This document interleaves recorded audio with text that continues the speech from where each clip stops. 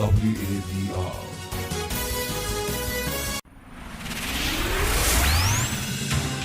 News, talk, music, get it all 24 hours on West Africa Democracy Radio 94.9 FM Dakar.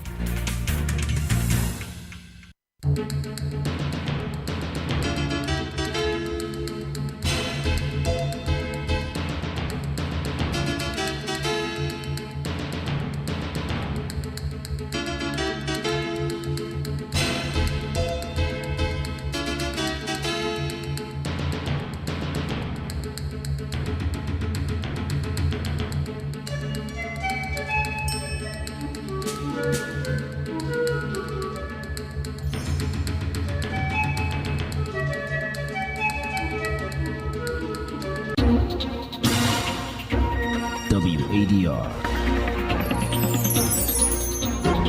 promoting dialogue. It's midday in Dakar, 1 p.m. in Lagos. Good afternoon and welcome to Newslink on West Africa Democracy Radio, broadcasting on 94.9 FM and around the world on WADR.org. Here are the top stories.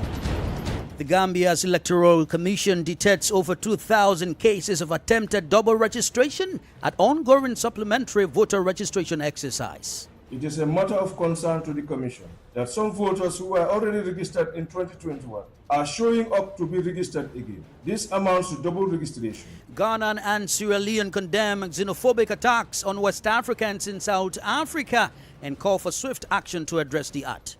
It is totally unacceptable, it is condemnable, and we will not encourage any reprisal attack. Outrage in Benin over viral video of girls' torture as authorities launch investigations into the matter. Press Union of Liberia sounds alarm over the erosion of free speech in the country under Joseph Boakai's administration. Please stay with us for details of this story and more. On the news, this is Augustine Bill Coley. Thank you for being with us. We begin in the Gambia, where the Independent Electoral Commission says it has detected more than 2,000 cases of attempted double registration during the ongoing 2026 supplementary voter registration exercise. The Commission is also raising concerns over unlawful political activities by unregistered groups, warning that such actions could undermine the integrity of the electoral process.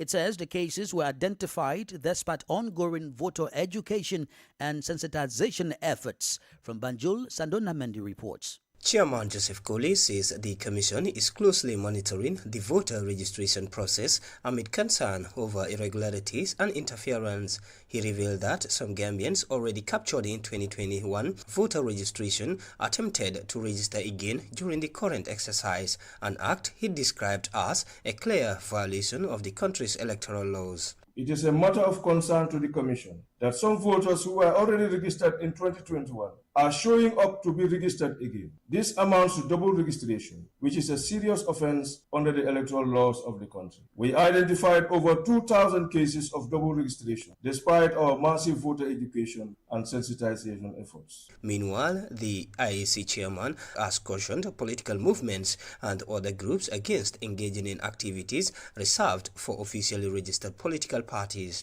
He stressed that only duly registered parties are legally permitted to sponsor candidates for public elections, adding that the Commission will not hesitate to take legal action against any group found in breach of electoral regulations. The Commission would like to register its concern over undue interference in the registration process by some political actors. Such unwarranted political activism has the potential to hamper the smooth conduct of the voter registration exercise and impact on the very integrity of the electoral process. The activities of some aspiring political parties, which are yet to be registered as fully fledged and bona fide political parties, are quite worrying. Some activities constitute a clear violation of Section 105 of the 1997 Constitution. The 2026 supplementary voter registration exercise, which began on the 8th of April, is aimed at capturing eligible Gambians, citizens who were not included in the 2021 register, as well as those seeking transfer or replacement of lost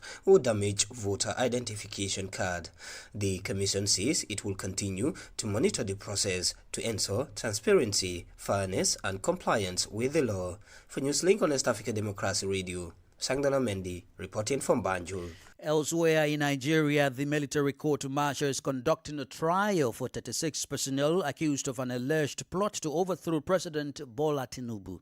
The court-martial was constituted today, Friday, by the defense headquarters in Abuja. However, journalists, including accredited defense correspondents, were denied access to the venue. Veronique Njai brings us the details. The military proceedings are unfolding alongside parallel criminal charges filed by the federal government at the High Court in Abuja. On April 22nd, the Attorney General of the Federation, Lateef Fagbemi, arraigned several other suspects in connection with the same alleged plot before Justice Joyce Abdul Malik. That group, which includes retired military officers, a police inspector and civilians, pleaded not guilty on a 13-count charge bordering on treason, terrorism and money laundering. The prosecution alleges that the group conspired in 2025 to overthrow the government that failed to report the plot to authorities. Since the allegation, the court has ordered their remand in the custody of the Department of State Services, with an accelerated hearing scheduled for April 27th. Meanwhile, the dual-track prosecution has sparked a significant legal debate in the country's security sector. Human rights activists and security experts have urged the Attorney General of the Federation to invoke Section 194 of the Constitution to discontinue the military trial and consolidate all cases before the Federal High Court. Families of the accused, alongside activist Omoyele Sowore, have joined the calls for a transparent, civilian-led trial to ensure the defendants' fundamental rights are protected. Veronique Njai with those details. Meanwhile, Nigerian President Bola Tinubu is seeking Senate's approval for a fresh 516 million external loan to support the construction of the Sokoto-Badagry superhighway. The request presented to lawmakers in Abuja is part of the administration's broader infrastructure drive,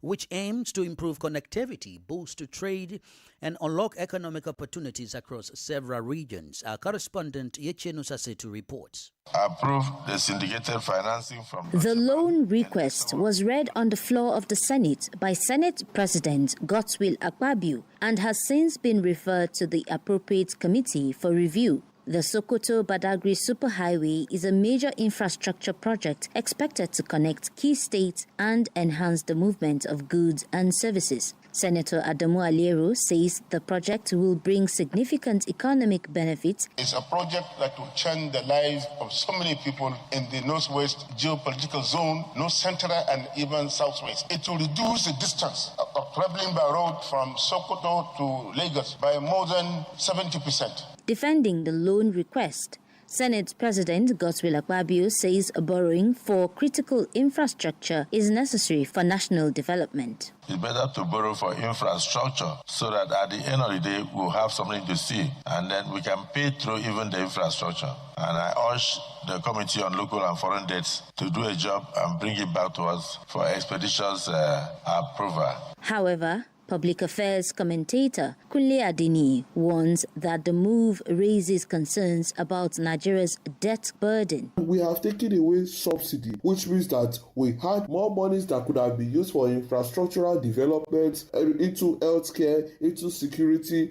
It raises the question as to why we are borrowing more right now when we are supposed to be saving and using the monies from our savings for this critical infrastructural development. Since Bola Ahmed Tinubu took office in 2023, Nigeria has accessed about $8 billion, approved over $20 billion, and added roughly $1.3 billion in project loans, bringing total borrowing to around $35 to $38 billion, with public debt now above 150 trillion naira. For the Bili ADR, Yeche Nusasetu in Abuja.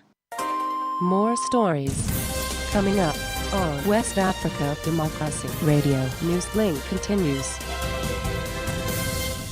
Now, Ghana and Sierra Leone have jointly condemned a wave of xenophobic attacks targeting West Africans in South Africa. The two countries described the incident as unacceptable and a threat to African unity. They are urging South African authorities to take swift action to protect foreign nationals as concerns grow over the safety of Ghanaians and other migrants living in the country. Nadedetete reports. Ghana's Foreign Affairs Minister Samuel Okudzeto Ablakwa has described the attacks on Ghanaians and other West Africans as unacceptable and a betrayal of the continent's shared values. Speaking at the Ghana-Sierra Leone Permanent Joint Commission, he urged South African authorities to act swiftly to ensure the safety of all foreign nationals and reaffirm the principles of Pan-Africanism. Mr. Ablakwa assured that Ghana will also see to the protection of its citizens in South Africa and discouraged any form of reprisals. It is totally unacceptable. It is condemnable, and we will do everything as a government to protect our nationals and to make sure that we demand from the South African government to protect our citizens and to keep them safe, because they owe them that duty of care. Just as we will continue to make sure that all South Africans living in Ghana are safe, are protected, and we will not encourage any reprisal attack. Adding her voice, Sierra Leone's Deputy Minister for Foreign Affairs and International Cooperation, Frances Piaget-Algali, also denounced the attacks. I also join you, Minister, in condemning the recent xenophobic attacks of West Africans in the Republic of South Africa and urge that the South African government address this matter within the framework of humanitarian law and African solidarity. Both countries are calling for swift investigations and concrete measures to prevent further attacks, stressing that the safety of foreign nationals must remain a priority and that African solidarity should guide responses to the crisis. For WADR, Nadedetete, Accra. Meanwhile, authorities in Benin have launched an investigation after a disturbing video circulating on social media showed a young girl being subjected to torture by fire. The act is sparking widespread public outrage and renewed concerns over the protection of vulnerable persons and rising cases of extreme violence in the country. Sankula Janko has the details. In a statement, the Police Republican condemned the act as a grave violation of human dignity and confirmed that an investigation is underway to verify the authenticity of the footage and identify those responsible. The police say specialized units have been deployed and are calling on the public to assist with information. Witnesses have been urged to contact the Central Office for the Protection of Minors and the Family, with assurances that all tips will be treated with strict confidentiality and anonymity. The case has reignited national concern over the protection of vulnerable persons and the rise in extreme forms of violence, with growing calls for swift judicial action. Meanwhile, the Institut National de la Femme du Benin has also condemned the incident, describing it as yet another act of violence against women. The institute says it has referred the matter to the court to establish responsibility and ensure appropriate sanctions. It is also urging authorities to uphold their duty to protect citizens, particularly women and other vulnerable groups. Sankula Janko with that report. The Press Union of Liberia has warned of a growing suppression of free speech and democratic norms under Joseph Boakai's administration. The union says a civic space is shrinking, citing the detention of activist Justin Opa Yezen, popularly known as Prophet Key, crackdowns on student protests and title restrictions on the media. It also flags concerns over the removal of former Speaker Funati Kofa and proposed laws that could criminalize speech, including online expression. WDR's Monrovia correspondent Ibrahim Parker reports. In his statement, Konoba reaffirmed that the freedom of expression is a fundamental right enshrined in the Liberian Constitution. He cautioned that undermining this right would not only destabilize the democratic institutions, but also diminish the public trust in the government. The PUL president has called on the government to take immediate action to protect these freedoms, underscoring that there can be no rescue without freedom. Many Liberians, journalists, students, activists, and ordinary citizens are increasingly anxious about whether they can speak freely without fear of intimidation, arrest, or reprisal. This growing sense of unease should concern all who believe in the promise of Liberia's democratic future. An administration that came to power on the promise of rescue must be guided by the principles that sustain democracy. With the country grappling with economic challenges, rising unemployment, and the civil unrest, the PUL warns that silencing critical voices only exacerbates the national crisis. The union demands the protection of judiciary independence, an end to violent suppression of protests, and a return to rule of law principles. His statement concludes with a strong appeal to the Liberian government to reaffirm its commitment to democratic principles, freedom, and to the protection of citizens' rights, which are essential for building a just and prosperous future. The PUL president said the institution remains unwavering in its commitment to defining press freedom and to safeguarding Liberia's democracy. For Newslink on WADR, Abraham Parker, Monrovia. You are listening to Newslink on West Africa, Democracy Radio, broadcasting from Dakar, Senegal on 94.9 FM and online at wadr.org. Here is a reminder of our top stories. The Gambia's Electoral Commission detects over 2,000 cases of attempted double registration at ongoing supplementary registration exercise. Ghana and Sierra Leone condemns xenophobic attacks on West Africans in South Africa, call for swift action to address the act. Outrage in Benin over viral video of girls' torture as authorities launch investigations into the matter. Press Union of Liberia sounds alarm over the erosion of free speech in the country under Joseph Boakai's administration. Still ahead in the news, we have guest interview and sports news. Please stay with us. Fresh and breaking news all the time.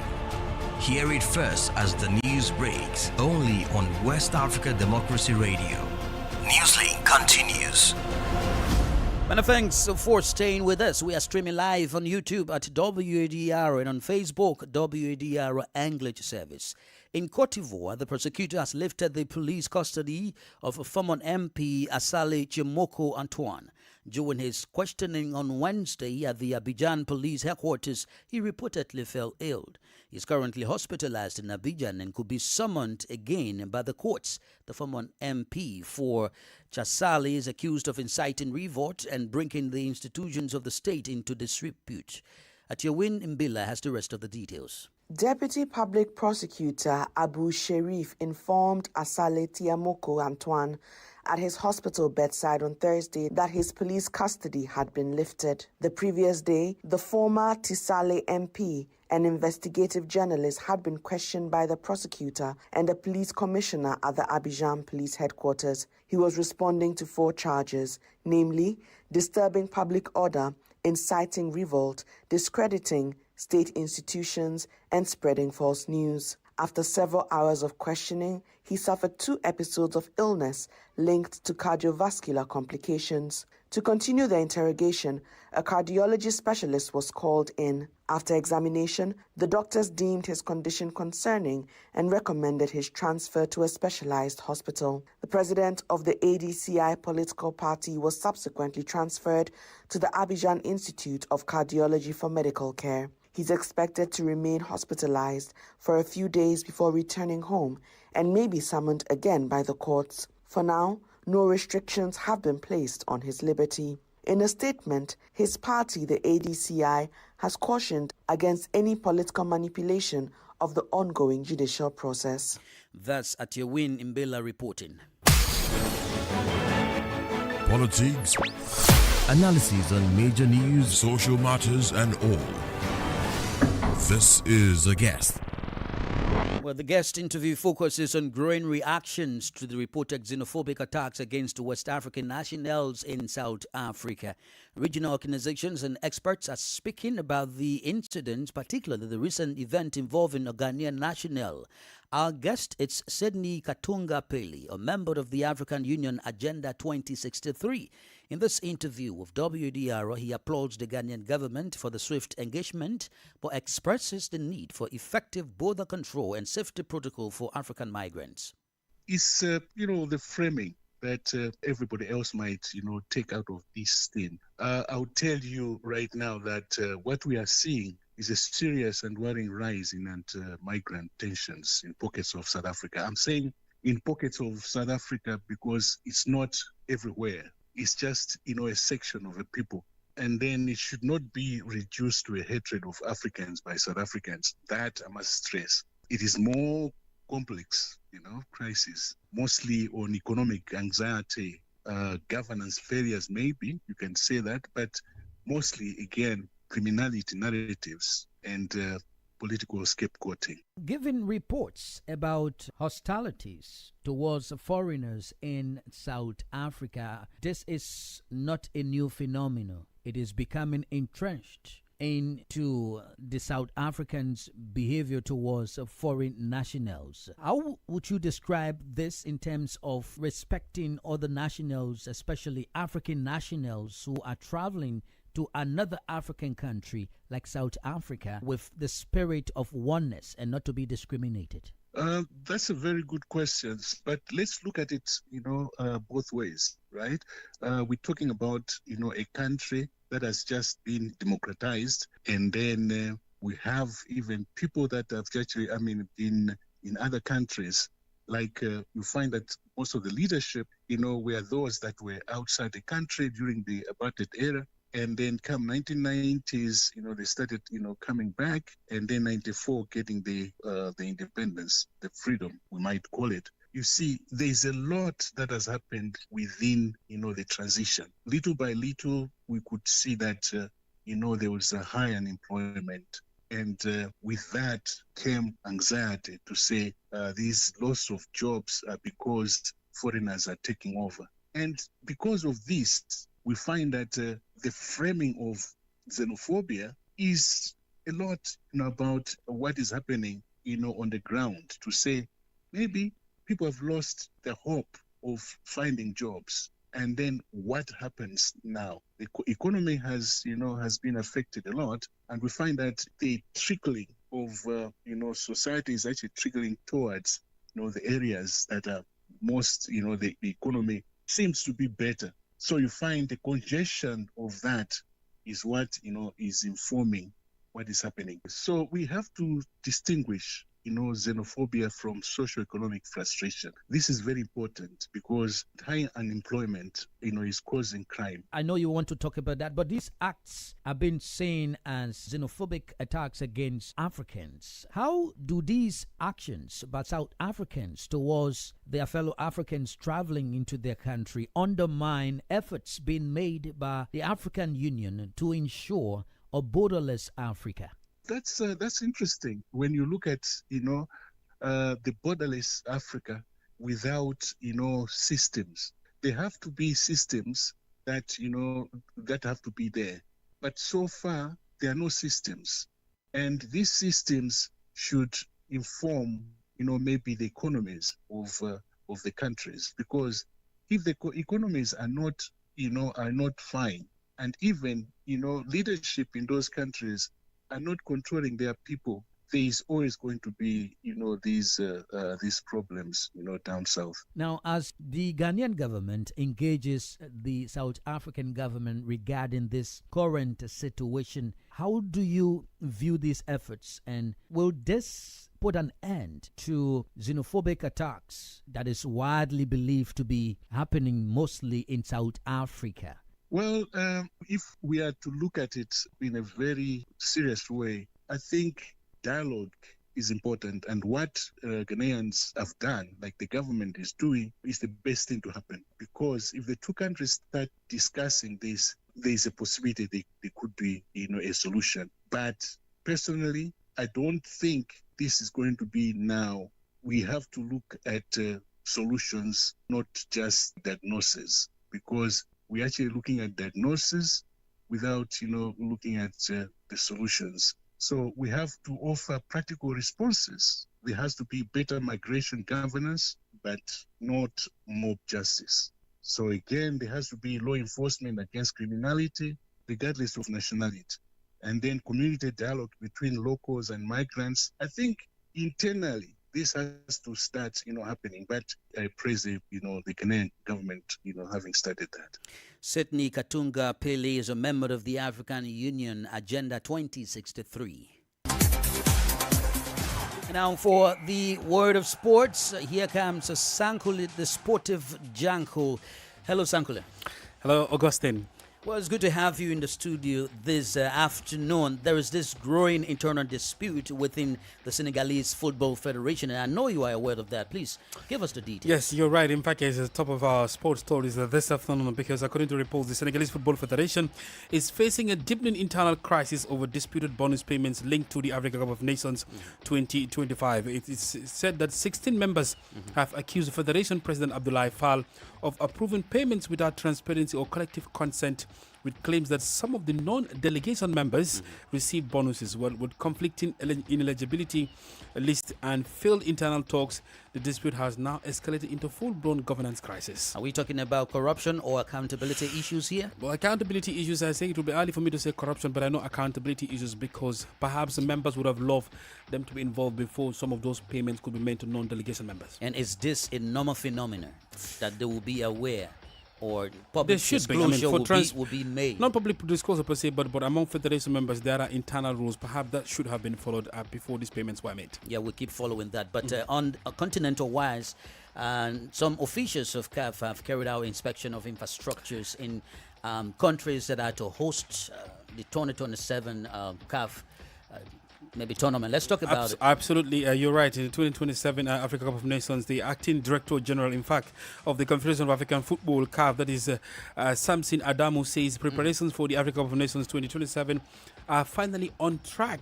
Following a 2-day Pamoja 27 workshop in Kampala, that is Uganda. He said Adamu praised Uganda's government and football leadership for hosting the meeting, where CAF and officials from co-host countries Kenya and Tanzania and Uganda align on key priorities, timelines, and for executing plans.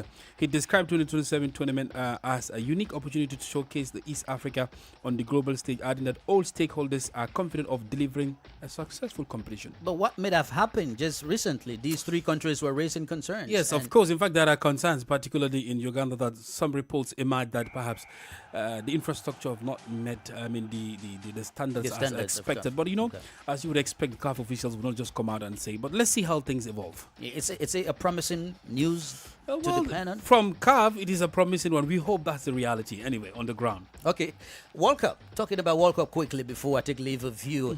There is this threatening news that people are warning citizens when it comes to traveling to the U.S. Of course, what's happening? The U.S. under Donald Trump's migration or immigration policy is of a concern because over 120 rights groups, organizations, including the American Civil Liberties Union, are urging fans and visitors to exercise caution ahead of this summer's World Cup in the United States, citing concerns over immigration policies.